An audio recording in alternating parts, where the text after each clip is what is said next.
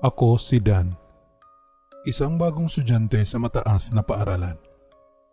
Nararamdaman ko ang halo-halong emosyon sa aking unang araw ng pasukan. Excitement, kaba, at pagkasabik sa mga bagong muka at karanasan. Habang naglalakad ako papasok sa bagong eskwelahan, may kakaibang presensya ang sumulpot sa akin. Isang bigat sa kapaligiran na hindi ko maipaliwanag. Pagpasok ko sa school gate, narinig ko ang mga bulong ng mga estudyante at mga alingaw-ngaw sa paligid.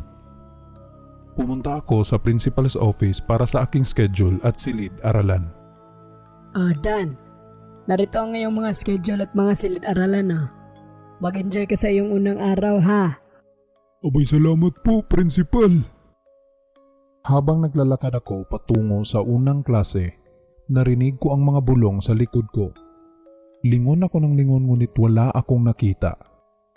Sino kaya yun? Bali na nga. Baka may mga estudyante lang sa likod. Pagdating ko sa silid-aralan, nakita ko ang mga bagong kaklase ko na abala sa kanilang mga gawain. Pinasok ko ang silid-aralan at ipinakilala ang aking sarili. Hi! Ako nga pala si Dan. Bagong estudyante nga pala ako dito. Hi Dan, welcome. Ako nga pala si Carla. At ako naman si Marvin. Magandang umaga, Dan. Habang nag-uusap kami, narinig ko muli ang mga bulong sa paligid. Hindi ko ito pinansin at nagpatuloy sa klase. Habang nagtuturo ang guro, may kakaibang pakiramdam na tila may mga matang nakamasid sa amin mula sa mga sulok ng silid-aralan. Ano yan? May naririnig ba kayo? Opo, ma'am. Parang may nagsasalita sa pader. Nang tumigil ang guro, narinig namin ang mga bulong na tila nagmumula sa likod ng silid-aralan. Nagbulungan ang mga estudyante sa paligid at may mga iba na napansin ang mga kakaibang kilos ng mga kaklase. Habang patuloy ang araw, nakaramdam ako ng takot sa bawat silid-aralan na pinapasukan. May mga anino na gumagalaw sa mga sulok ng silid, mga bintana na biglang nagsasara at mga ilaw na kumikislap. Sa oras ng tanghalian, nagtipon-tipon kami ng mga kaklase ko sa cafeteria upang pag-usapan ang mga kakaibang naririnig.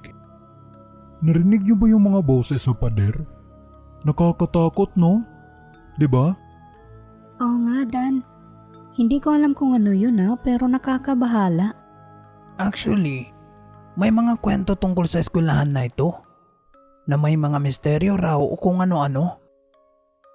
Habang nag-uusap kami, may isang estudyanteng nagkwento ng mga karanasan niya sa mga kakaibang pangyayari sa eskwelahan. Actually, narinig ko dati pa raw may mga estudyante na nawala sa school.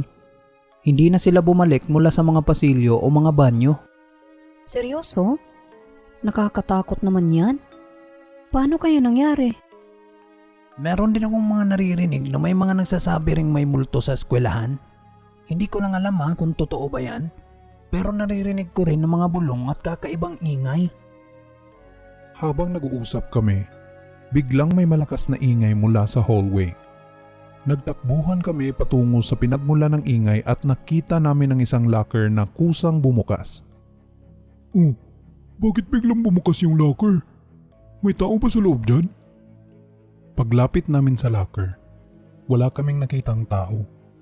Sa halip, may mga simbolo at marka sa loob ng locker na tila sinauna at hindi pamilyar sa amin. Ano to? Bakit may mga kakaibang marka dito?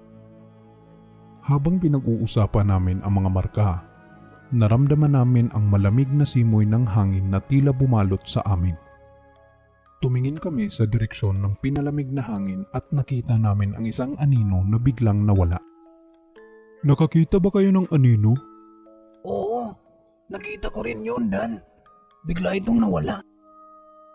Pagkatapos ng tanghalian, bumalik kami sa mga klase. Habang nag-aaral kami, may mga estudyanteng nagpapakita ng mga palatandaan ng pagkabalisa. Sa isang klase naman, narinig namin ang guro na tumigil bigla. Tila nakarinig ng kung ano. May naririnig ba kayong mga bulong?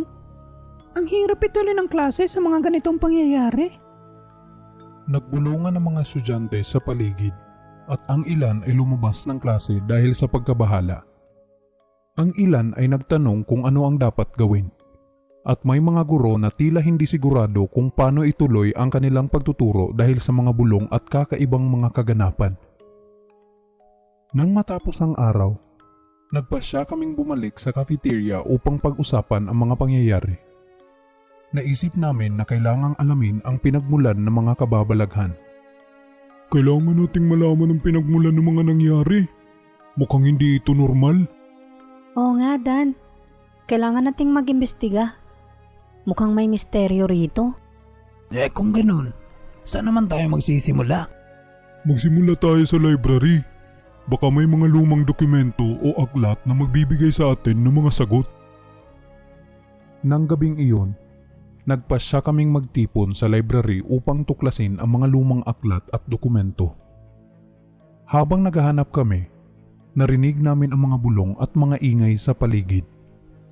Nakahanap kami ng isang lumang aklat tungkol sa kasaysayan ng eskwelahan.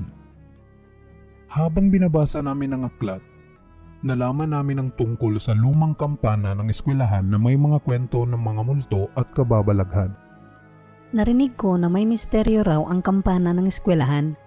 Ito ang nagpapaalala sa akin ng mga kwento ng mga nawawalang estudyante. Tama, Carla. Baka may kinalaman ito sa mga nangyayari sa paligid natin. Dapat nating suriin ang bell tower. Marahil may mga sagot doon sa mga misteryong ito. Nagdesisyon kaming pumunta sa bell tower upang suriin ang kampana.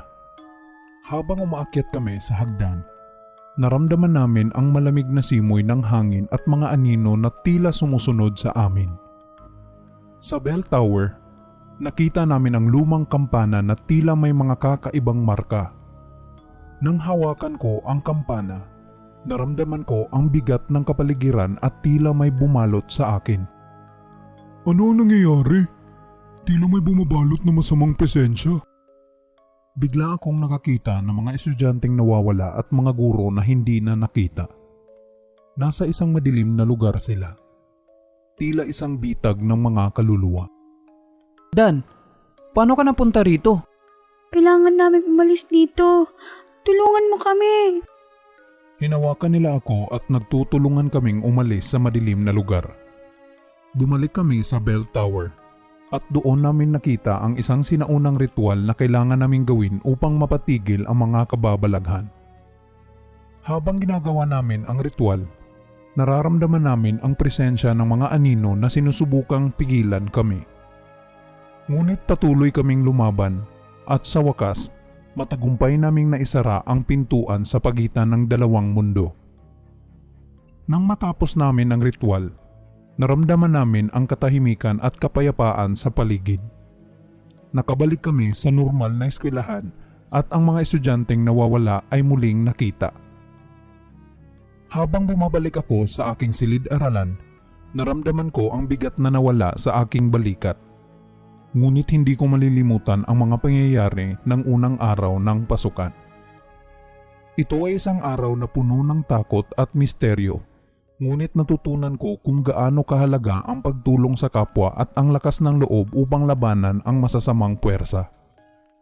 Ang aking unang araw sa high school ay isang araw na hindi ko malilimutan. Isang araw na puno ng kababalaghan at pakikipaglaban para sa kaligtasan ng lahat. Salamat.